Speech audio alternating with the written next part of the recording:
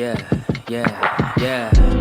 Making her way to the mic. They start dimming the lights. You start feeling alright. From Birmingham, home of the Teddy Longs and the Ruben Studders. More once you discover. For all of the lovers, Whitney Houston and Roman Reigns. For all of the lovers, and Mickey James and Marvin Gaye. For all of the lovers, and Sasha Banks, Janelle Monáe, Silk, Sonic, and Paige. Allow me to say, look, I just found a place, sweet escape for every one of us. I was kinda late, cause I just made it off the struggle bus. Walking by the fate, cause I know it's right in front of us. Yo, I ain't with the hate, gotta focus on what's great. Ladies and gentlemen, Steph Hardy is on the air. Had to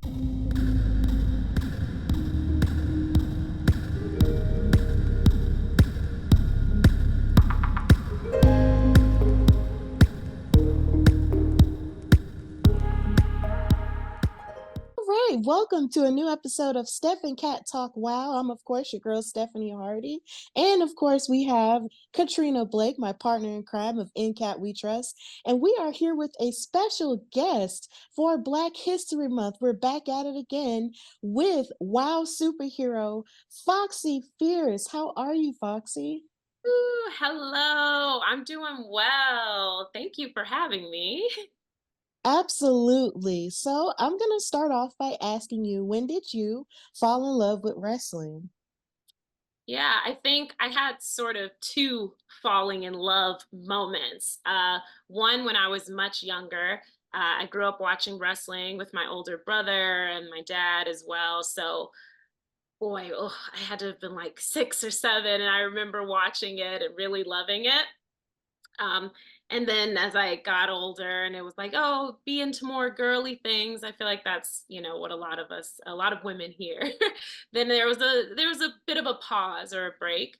But my second falling in love was when I saw the WoW tryout information, and then I was looking into it, and I was like, man, I really loved wrestling. I that was something I enjoyed as a kid. Let me get into it again. And yeah, and as soon as I did those tryouts, I was like, yep, I love this. I love that.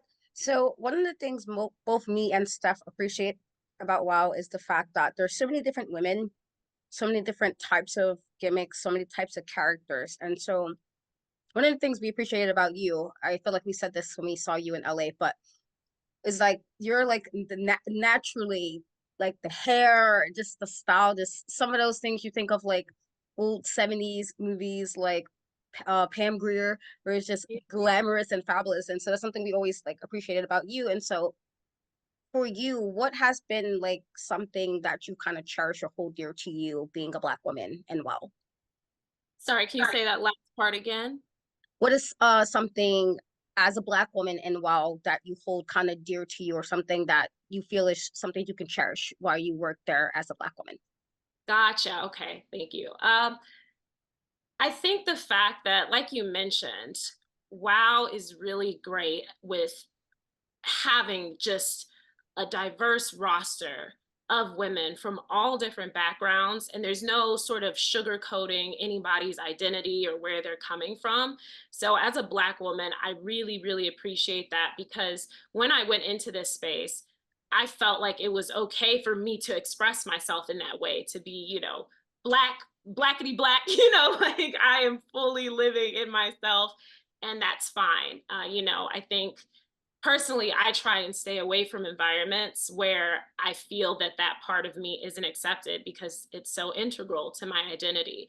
So yeah, being with women of wrestling and in a space where I get to fully express myself and my identity, that's I do really cherish that aspect of it. That's beautiful that you are in a place where you feel like you can be the best form and the top form of yourself. Like that is amazing that is a safe space for you to be yourself. And that's one of the things that we do love about WoW is the fact that it is a place for women, that for women who love wrestling but also want to express who what their personalities are. So that's a really great thing. So, in speaking of this season of WoW, there have been so many evolutions in terms of the production, in terms of, some of the superheroes that we've seen that are new, along with the ones that we were introduced to last year.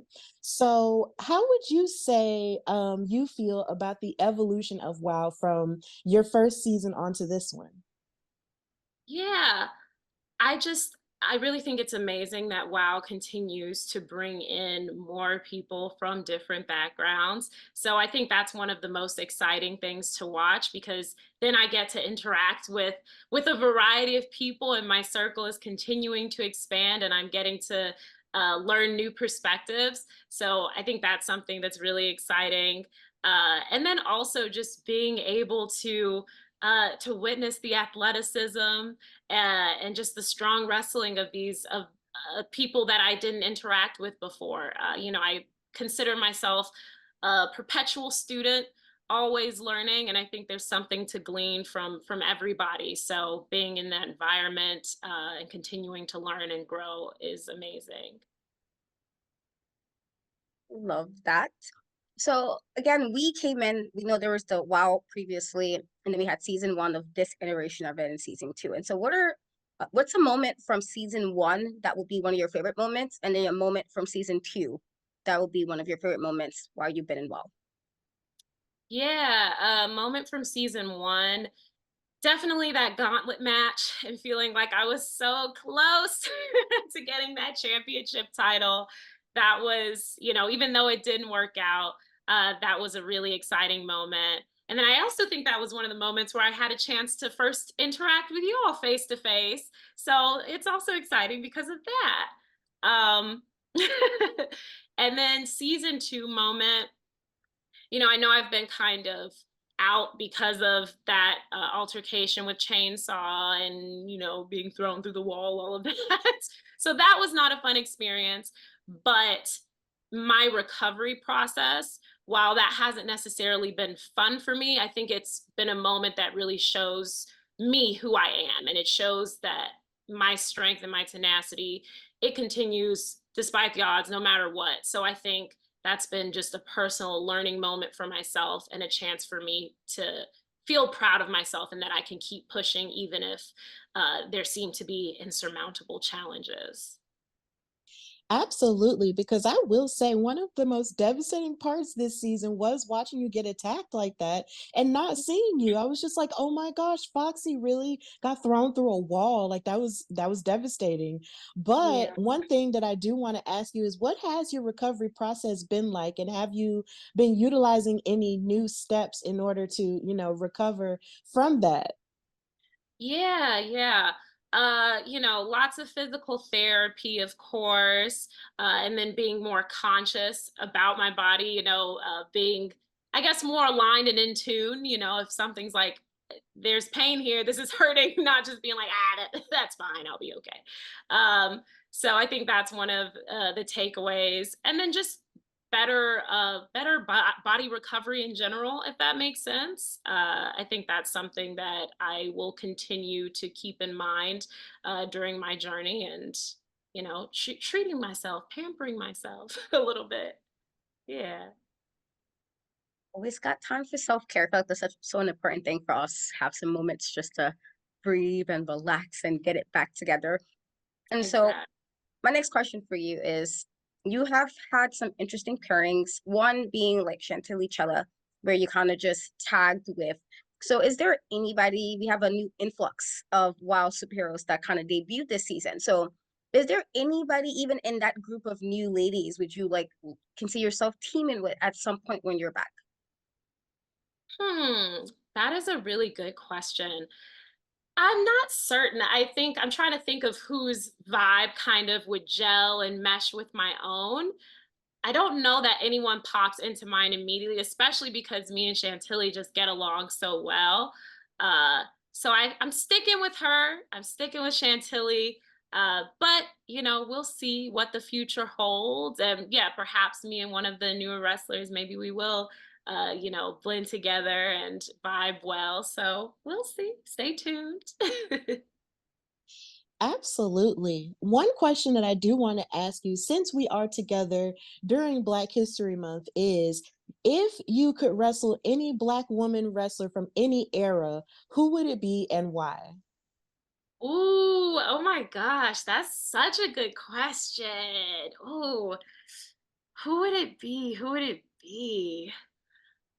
Well, definitely probably one of the earlier wrestlers in the 50s and 60s, like yeah, maybe like Ethel Johnson. Who is I'm trying to remember who like debuted the drop kick, like who was I think it was I don't want to misspeak. I don't want to muck up history, but I know like somewhere with either Marva Scott or Ethel Johnson, I believe one of them was like the woman doing drop kicks and it was like a thing. So I think because I love doing drop kicks, I think that would be one of them. Maybe even Babs Wingo. That's who I would choose somewhere in there. Nice. I love that. I love just because I feel like especially in like February, but you gotta try to like embrace the different things women of color, but particularly Black women who've just done all the amazing things in wrestling. And so my next question for you, just kind of going back to some self-care, because you said you're recovering. We were highly upset. I think we ranted for a little bit on the episode. So we was like, what is this? Like we were highly upset. So what are some things you do, I guess, like when you're trying to just recharge? I feel like everything's been kind of weird, especially after quarantine, and it's been just kind of getting yourselves back into a groove or getting yourself back into a good space after everything. And so what are some things you do, just even being, sometimes it can be hard being just a Black woman, and the way the world is sometimes. And so what are things you do to kind of just recharge and reset? Yeah, sometimes I'll do yoga. I've had a background in yoga for a while now, and I'm a certified instructor. So that's always been sort of my calming go-to, sort of moving meditation. And then of course roller skating as well. I think there's something very therapeutic about just dancing around, listening to good jams that really calms me and centers me. Or even, meditation, I'll do that. So those are some of the things. And then I know this is like so simple and basic, but sometimes if I'm like really feeling some type of way about stuff, I have to like check in with myself and say, okay, when's the last time you ate? How many hours did you sleep? Like, is it something in there? Do you just need to take a nap or have a snack or a good meal?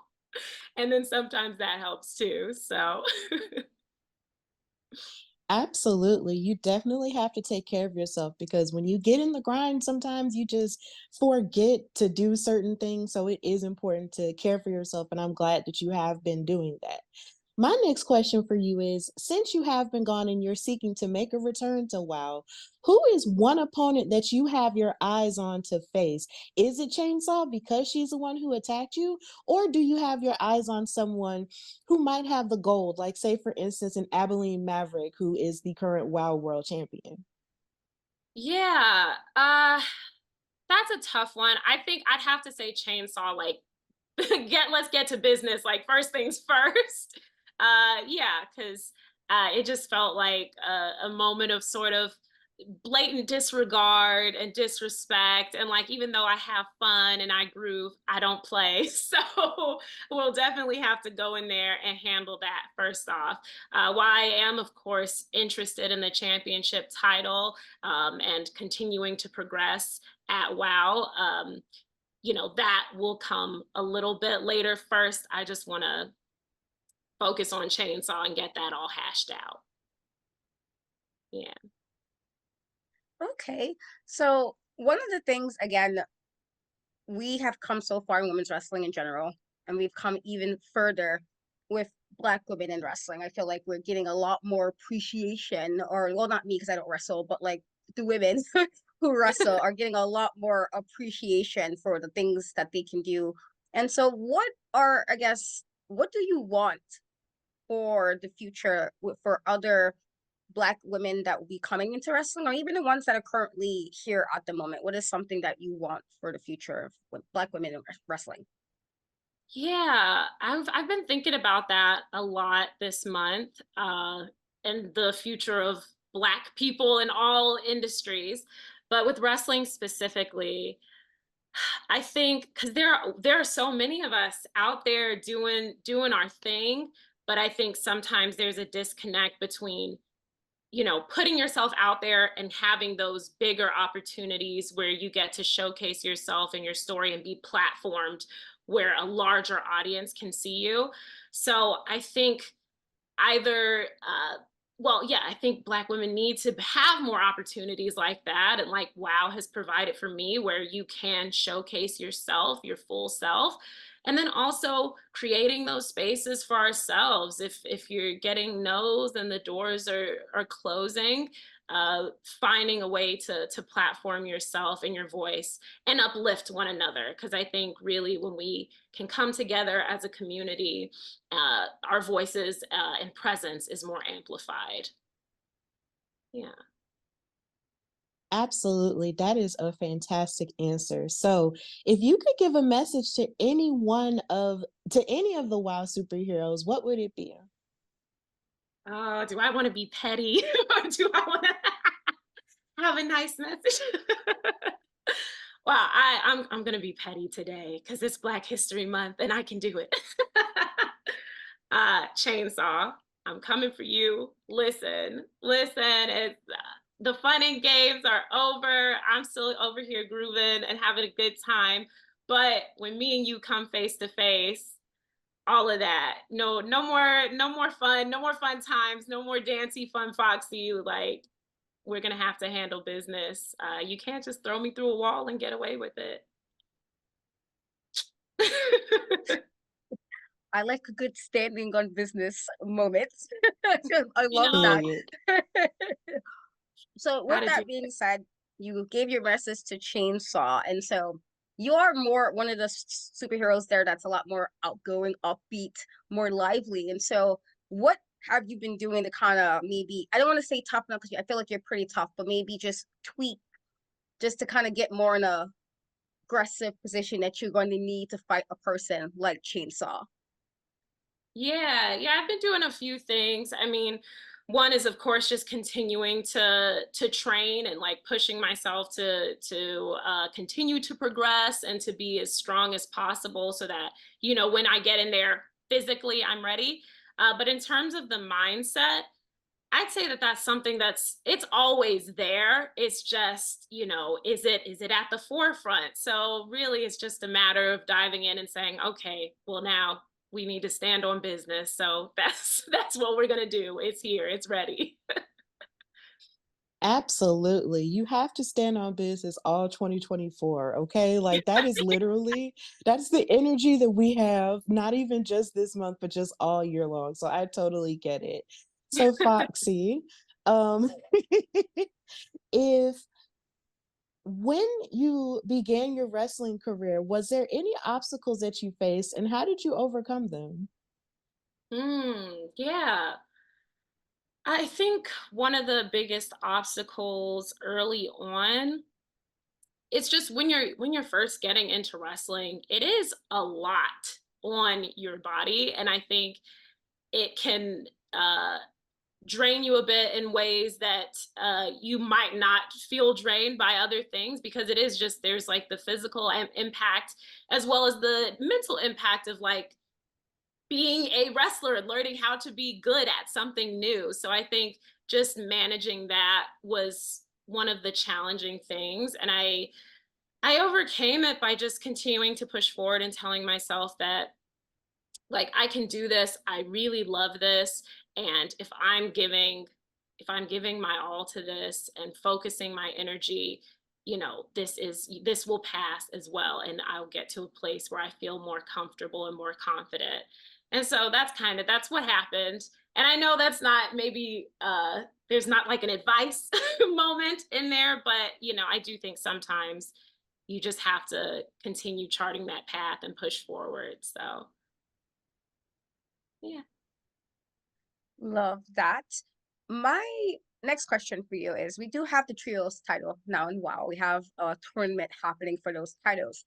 And so if you were currently, wrestling in WoW, who are two ladies that you wouldn't mind kind of joining up with to possibly win the trios title? Yeah, I'd have to go with the people I've tagged with already with Chantilly and Crush because I've worked with them and I've seen what they can do. Chantilly, of course, is a veteran in the wrestling industry, and Crush, we came in around the same time, and that's my girl. So yeah, we just all work well together and have worked together before. So I think we would be really strong. Yeah.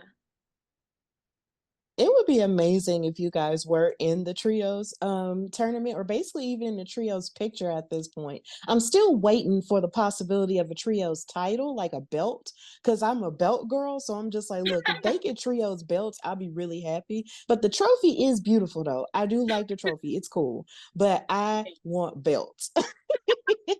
I just want belts. Fair enough. Um, yes, I just want belts. Well, Foxy, thank you so much for joining us on Steph and Cat Talk. Wow. If you don't mind telling everybody where they can find and follow you, you can do that now. Yes, you can find me at Foxxy Fierce _wow on all platforms, Instagram, TikTok. So yeah, check me out. Don't be a stranger. Thank you so much for joining us. It is such an honor to have you on our show. And of course, y'all know you can follow me, your girl Stephanie Hardy, on Instagram and Twitter at Queen Steph Hardy. And you guys can follow me on In Cat We Trust. I'm pretty much almost everywhere. So type it in, you will find me. Thank you again, Foxy Fierce, and we will see you guys later. Bye bye. Bye.